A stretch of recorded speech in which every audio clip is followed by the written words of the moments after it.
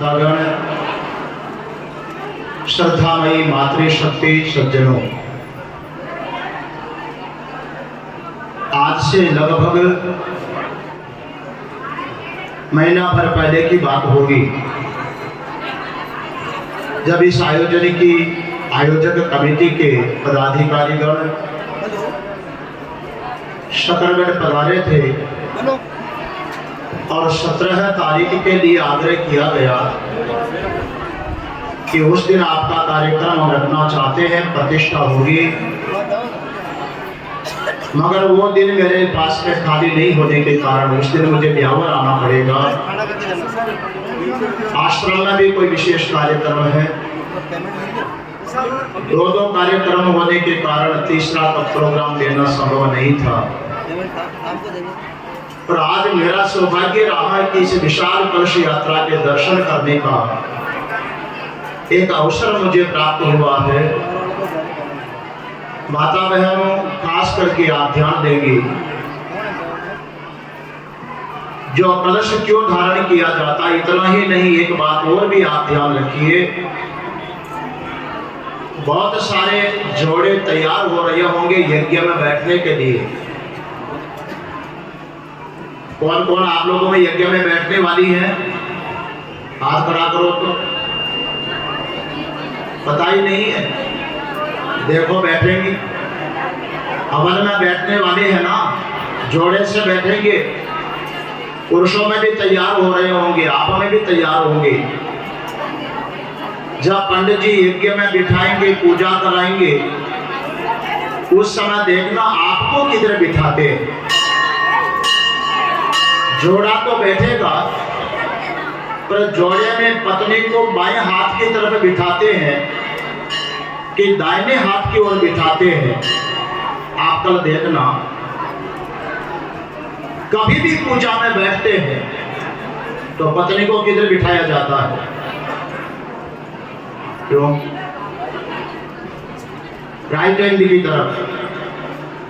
जब पूजा में बैठते हैं तो पत्नी को दाहिने हाथ की ओर बिठाते हैं। मगर श्रीमान जी जब ड्राइविंग कर रहे हैं, गाड़ी चला रहे हैं, तो पत्नी को किधर बिठाएंगे? बाएं हाथ की ओर कि दाहिने हाथ की ओर? अन्य व्यवहार प्रसंगों में सब जगह पत्नी को बाईं तरफ बिठाया जाता है। मगर हवन होता है, पूजा होती है, धार्मिक कार्य होता है, वहां पत्नी को दाहिने हाथ की ओर बिठाया जाता है। आखिर क्यों? कलश यात्रा लेकर के आए, उसमें भी सवाल खड़ा हुआ कि ना पुरुषों ने एक दिन भी बर्तन कलश नहीं उठाया और आप सब कलश लेकर के आई, ऐसा क्यों? तीसरा सवाल जो ब्रह्मचारी हंस चैतन्य जी महाराज ने आपके सामने रखा कि पत्थर में पूजा करने से क्या मिलने वाला है, इसका भी उत्तर आपको मिलेगा। कम से कम चौथा एक प्रश्न आपके सामने करता हूं कि जब प्रतिष्ठा होगी तो उसमें यज्ञ करने की क्या जरूरत है? इन चारों सवालों का संक्षिप्त जवाब मैं आपके सामने रखने का प्रयास करूंगा। मुझे पता है आप सबको भूख लगी हुई है, मुझे भी लगी हुई होगी, इसलिए अधिक समय तो आपका मैं लूंगा नहीं। जब आयोजक कमेटी निमंत्रण देने के लिए आई थी, उस दिन मैंने इनको एक सुझाव दिया था कि आप बड़े विलंब से आए, आपका कार्यक्रम बन चुका है। ज्यादा अच्छा होता है कि उस आयोजन में प्रतिष्ठा विधि होगी, यज्ञ होगा, पर साथ साथ में कथा भी होनी चाहिए थी, तो कुछ प्राप्त होता, नहीं तो केवल श्रद्धा रहती। मगर चलो, गतम न शोच्यम कर्तम न मन्ये, जो गया अब उसकी चिंता मत करो, जो बिगड़ गया उसके लिए टेंशन ना दो। आगे कभी होगा, अवसर मिलेगा, सेवा करेंगे। आइए माताओं, पहले आपको बताते हैं कि कलश आप ही क्यों उठाती है। पहले मुझे जरा ये बता देना कि आप जो कलश लेकर के आई है वो कलश पानी से भरे हुए थे कि खाली थे?